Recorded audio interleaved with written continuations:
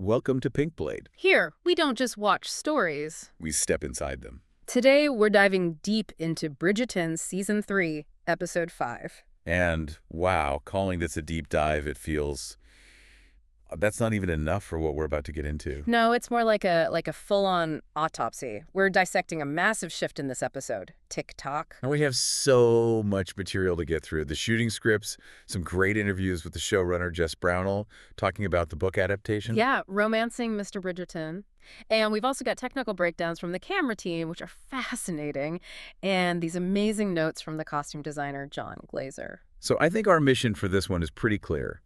We really want to figure out how a show that's been, a pretty classic rom-com suddenly pivots and becomes, for an hour, basically a psychological thriller. It really does, because this episode is it's a totally different animal from the first 4 episodes. It's such a jarring transition, and I think that's on purpose. Oh, completely by design. I mean, think about where part 1 left us. We're in the carriage. Right. It's this euphoric, completely private bubble. Colin and Penelope are totally cut off from the world, just floating on this cloud of realized love. Pure fantasy. Total fantasy. And then episode 5 kicks off, and it's like being thrown into the harsh, bright light of day. It's a bucket of cold water. And that title, TikTok, they're not being subtle. No. A bomb has been armed, and the countdown is starting. Exactly. The whole central conflict just flips. It's not will they or won't they anymore. And they will. Right. The new question is, can this relationship possibly survive the lie? Penelope Featherington has the man she's always dreamed of, but her other self, Lady Whistledown, is basically an explosive device strapped right to the foundation of their entire future. I want to start with the sound design, actually, because in that opening scene, the audio cues are what really set that thriller tone. The quill. The scratching of the quill. We've heard it before in the show, but it's always been kind of whimsical, gossipy. Yeah, a little bit playful. Here, it sounds anxious. It sounds frantic. It sounds like a ticking clock. It is the ticking clock. That scratching sound is literally Penelope's internal state. Really? She has everything she ever wanted, but she is absolutely terrified. And the person holding the detonator is Eloise Bridgerton. We have to talk about Eloise. Because she is, for all intents and purposes, the antagonist of this episode. And that's a tough thing for a lot of fans to accept. It's very tough. And I think it's important we look at her position without just, slapping the villain label on her, moving on. She has basically appointed herself the moral gatekeeper of this entire situation. She gives Penelope that ultimatum. A brutal ultimatum. You have until midnight to tell him, or I will. That midnight deadline is so This guy. fairy tale, Cinderella. But here it's just completely weaponized. But I do want to push back a little on the moral gatekeeper idea. Is she really being moral, or is she just lashing out? Because the way she delivers that final blow feels so incredibly cruel. She looks right at Penelope and says, if he doesn't know, he can't really love you. That line it's surgical. Right. It's precision engineered to inflict the absolute maximum amount of damage. Right.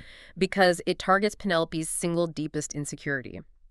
Penelope isn't afraid of going to jail. Not really. She's afraid of being unlovable. She has this core belief that if she is fully, truly known, if that Whistledown part of her is exposed, she will be rejected.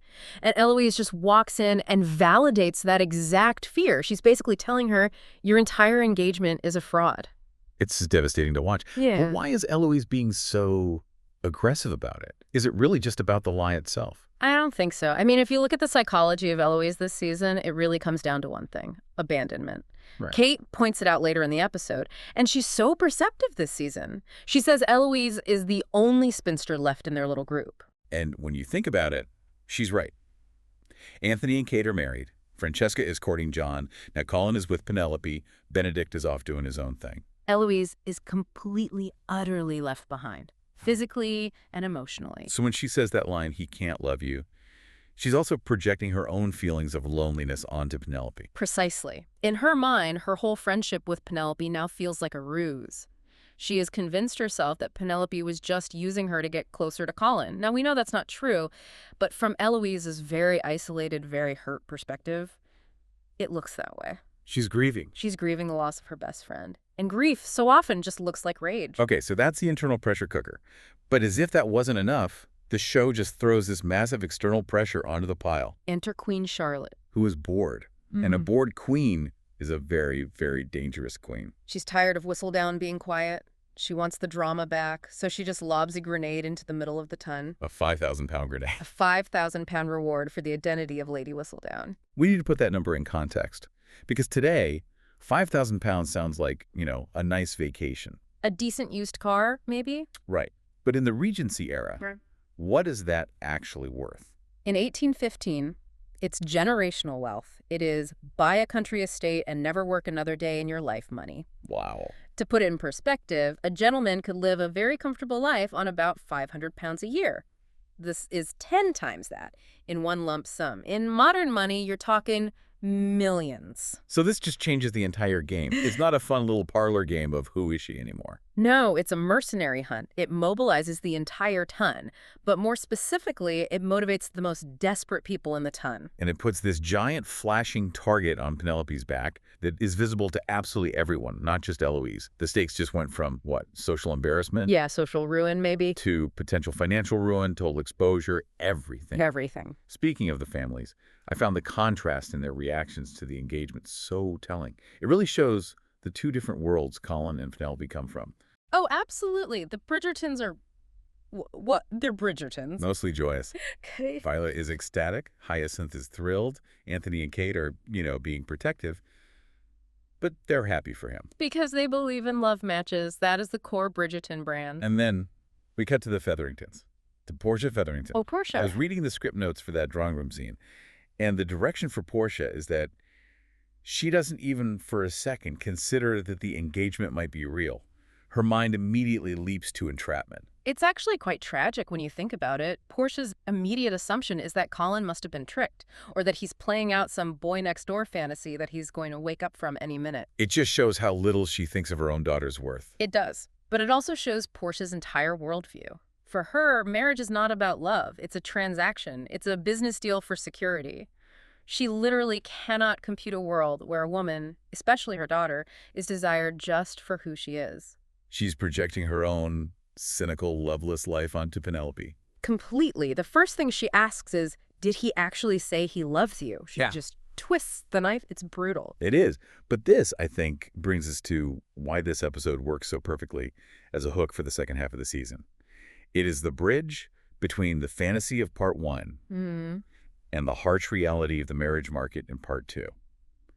And the pivot point for all of this is Colin Bridgerton himself. Let's unpack Colin's transformation, because this is not the same man we saw in episode 1.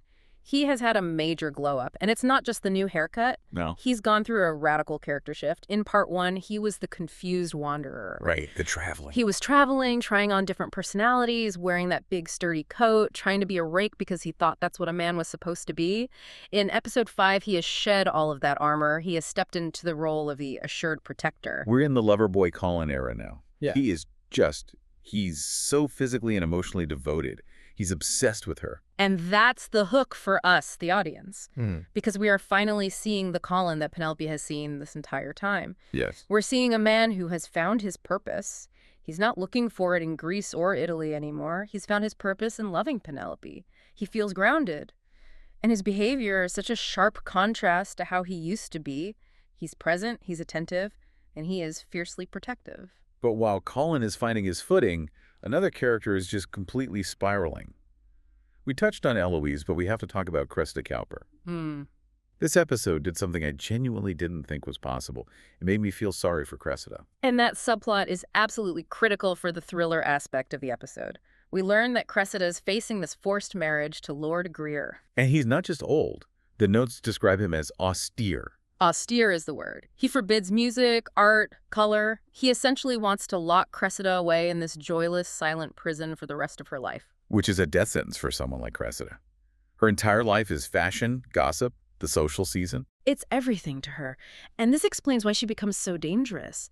Desperation makes people do unpredictable things. She looks at the Queen's 5,000-pound bounty not just as money. It's an escape hatch. It's her only ticket out of a life of absolute misery, and that sets up the episode's cliffhanger so perfectly.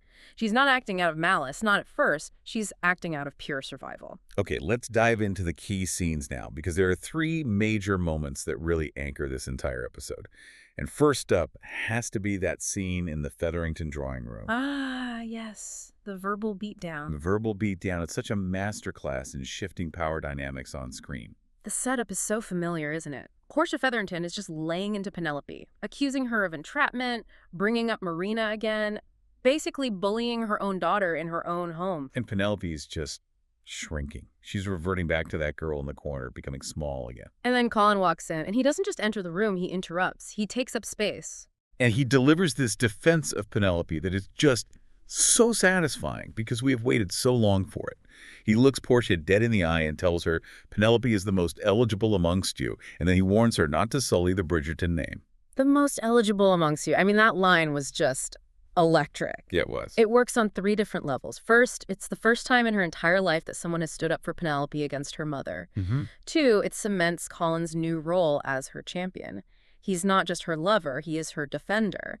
And 3, it forces Portia to completely recalibrate her thinking. Because Portia only cares about one thing. Status. Yeah. Above all else. So when a Bridgerton, a member of the most powerful, respected family in the ton, tells her that her daughter is valuable, she has to believe it. She stops seeing Penelope as a burden and starts seeing her as an asset, as a future Bridgerton. It was the Regency-era hype man moment that we all desperately needed, but now we have to talk about the mirror scene. The mirror scene, wow.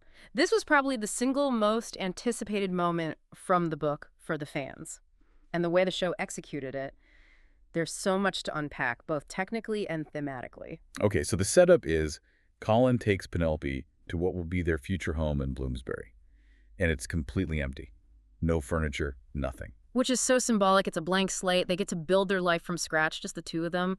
But the visual centerpiece of the whole scene is that enormous mirror. And Colin positions Penelope in front of it. Now, in a lot of movies or shows, a scene like this could feel very objective, almost clinical, like look at this object of desire. But this didn't feel like that at all. No, and that was a very deliberate choice. The showrunner, Jess Brownell, talked about this in interviews. They were very consciously using the female gaze. What does that mean in practice for this scene? Well, in traditional cinema, the male gaze often breaks women's bodies down into parts, a shot of the legs, the chest, the lips, isolating them for consumption. Here, the camera does the opposite. It lingers on the emotional connection. It stays on Penelope's face, on her reaction to being seen, on her pleasure. The lighting is soft, but it's realistic. It doesn't hide them in shadows. And the dialogue. Colin is describing her features, her hair, her eyes, her lips, but he's doing it to make her see them. Exactly. The mirror isn't a prop for his vanity. It's a narrative device for her identity. He is actively trying to override a lifetime of her being told she was invisible or undesirable. He's trying to get her to see herself the way he sees her. There's a fascinating little detail in the script notes about consent, too. It's not treated like some legalistic pause in the action. Colin says very gently, "You must tell me if you do not want this." Yes. The writers frame that check-in as part of the intimacy itself, not an interruption of it. It's a very modern sensitivity, obviously, but applying it to this period setting just makes the connection feel so much safer and deeper. And the afterglow moment, I thought that was just as important as the passion. They shift from this intense romantic moment into this easy, relaxed, humorous dynamic. Yeah, they're just lying there talking about his journals and her being messy. It grounds the relationship. It reminds us that they are friends first. This isn't just some dramatic movie-style love scene. It's about relationship intimacy. And it pays off that whole mirror motif that's been building all season, the idea of looking at one's true self. Colin is desperately trying to get Penelope to see her own beauty, but the great irony is that there is still one huge part of herself, Whistledown, that she is keeping hidden from that mirror. Which brings us perfectly to the climax of the episode, the engagement party, where the clock is literally physically ticking towards midnight on screen. The tension in that scene is just, it's palpable. And the fact that they choose the game of charades as the backdrop is just brilliant. It's perfect, right? I mean, charades is literally a game about pretending to be something you're not. It's the perfect metaphor for every single secret being kept in that room. You have Benedict guessing Lady Whistledown and calling her vulgar. You have Colin making jokes about Whistledown, completely oblivious. And Penelope is just, you can see the sweat on her brow. And then it happens, the climax hits. Yeah. Eloise starts walking towards Colin, and we all think, this is it. The clock is striking midnight, she's gonna tell him. We're all braced for it, but instead of the reveal we've been dreading all episode, Cressida Cowper stands up. And claims that she is Lady Whistledown. It just completely subverts every expectation the audience has. Totally. We spent the entire hour terrified that Eloise was going to tell Colin. Instead, this completely chaotic new variable is thrown into the mix. Cressida makes this false claim to save herself from Lord Greer. And Penelope just hits the floor. She faints. Which is such a great callback to season 1, where Cressida fakes a swoon to get the prince's attention. Here, Penelope's faint is 100% genuine. It's just physical and emotional overload. It works so well because it delays the inevitable truth-telling, but it raises the stakes even higher. Now, Penelope isn't just hiding a secret. She has to stand by and watch someone else take the credit and potentially the fall for her life's work. It was such a good twist. It was so good. Okay, I want to get into some of the technical behind-the-scenes stuff now because the insights for this episode are really fascinating, especially the camera work. Oh, yeah. Visually, this episode creates a sense of anxiety using a technique called a Dutch angle or a Dutch tilt. Can you explain what that is for us? Sure. It's a cinematography trick where the camera is literally tilted on its axis, so the horizon line in the shot isn't level. It creates this subconscious feeling of imbalance in the viewer. You literally feel like the world is off kilter. So when they use that in the opening scenes with Penelope or in those high-anxiety moments at the party, they're making us physically feel her panic. That's exactly it. The world feels like it could slide right off the screen. And when you combine that with the shift in lighting, we move from those bright, almost candy-colored pastels of the Featherington house to much darker, stormier lighting. It signals to your brain that something is wrong before a single line of dialogue is even spoken. Let's talk about the costumes. John Glazer, the designer, did some really specific, intentional work here. Penelope's engagement party dress really stood out to me. The blush dress. It was a very specific choice. It's not white, which would be traditional. It's definitely not Featherington citrus yellow. And it's not quite Bridgerton blue yet. Not yet. Glazer said in his notes that the dress was designed to have a bite to it. It looks soft and romantic, but it represents her stepping out of the background. It symbolizes her hidden power. And what about Cressida's sleeves? They were enormous. They were. And they're huge for a reason. Yeah. The designers talked about her costumes as armor. Cressida is wearing these rigid structures and massive sleeves as a form of protection against her hostile home life. It looks like pink fluff, but it's a defense mechanism. I also noticed Kate's wardrobe has shifted.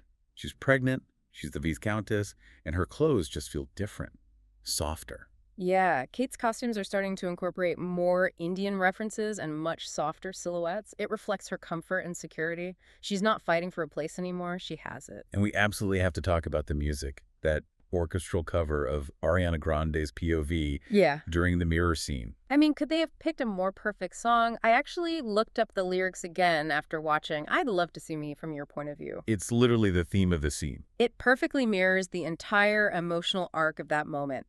Colin is literally teaching Penelope to see her own beauty from his point of view.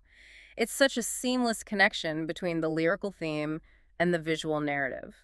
Before we move on, I found this note in the production diaries that is just hilarious because we're watching this incredibly tender, serious, passionate scene in the new house. But apparently, on set, it was a little more chaotic. You're talking about the Shays lounge incident. I am. So, Nicola Coughlan and Luke Newton are in the middle of filming this very heavy, very passionate scene.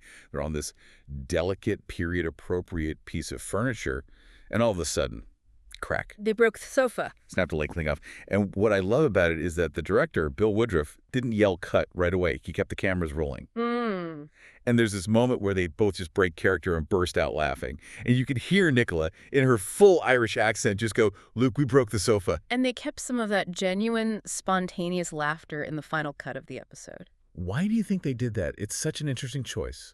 I think it's because it breaks that perfect romance trope. It shows them as two real people who are a little clumsy and messy, which just grounds their relationship in something so real. It makes the intimacy feel joyful and authentic, not just performed. Luke Newton also talked about Colin's headspace in this episode. He described his character as being down bad. His words, not mine. Down bad is a pretty accurate description. Colin has moved past caring about society's rules. That's why he just takes Penelope into an unchaperoned house. His logic is just, who cares, we're getting married anyway. He is operating on pure, unfiltered emotion. And Jess Brownell, the showrunner, she spoke about how the mirror scene was a very intentional homage to the book, specifically in its handling of body diversity. It was a very conscious decision. They wanted to allow a curvy protagonist to be desired and to be seen fully without using clever camera angles to minimize her or hiding her body. It was about normalizing that kind of beauty in a period romance, which you so rarely get to see. Of course, the fans had a lot to say about all of this. The internet pretty much immediately dubbed Colin the Regency-era hype man. Which fits him perfectly in this episode. His defense of Penelope against Portia was just celebrated. I saw one specific reaction that said, "Colin Bridgerton, I love you like a son." People were just so incredibly proud of his character growth. But the reaction to Eloise was, let's just call it a civil war. It was extremely divisive. You had side A, who were just frustrated. They felt she was being a killjoy, that she was ruining this beautiful, happy moment. And then you had side B. Side B had a huge amount of empathy for her. They were arguing, she was lied to by her best friend and her brother, and she is profoundly, genuinely lonely. I have to admit, I'm kind of on side B. She's so isolated. It's a very valid perspective. She's grieving the friendship she thought she had. And we can't ignore the fan reaction to Anthony Bridgerton. Oh, Anthony. The golden retriever energy was just completely off the charts. Fans absolutely loved seeing him so obsessed with Kate and her pregnancy. He went from being this stern, burdened Viscount to, well, as the internet called him, a trophy wife or a baby girl. It was such a delightful release of tension to just see him so happy and carefree. So if we bring this all together, what is the big emotional or thematic question that this episode leaves us grappling with? I think it boils down to something really fundamental. Can love survive a foundation of omission? That's the core question, isn't it? The episode leaves us wrestling with Eloise's assertion, that horrible cutting line. Until he knows the real you, he cannot possibly love you. It sets up this huge battle between transparency and protection. Is Penelope hiding the truth to protect Colin, like she claims? Or is she really just trying to protect herself from rejection? Exactly. And with the twist of Cressida claiming the identity, the question shifts again. Will Penelope let someone else take the fall and the credit to save her marriage? Or is her pride as a writer, as the creator of Whistledown, going to force her to step into the light? It asks a question we all face, really. Are we loved for the person we perform as in public, or for the person we actually are in the dark? That is the ultimate test for them. And what a test it's shaping up to be. Thanks for listening to Pink Blade. If this episode revealed something new, you can follow to explore the next chapter. And if a moment stayed with you, share it in the comments. Until next time. This is Pink Blade.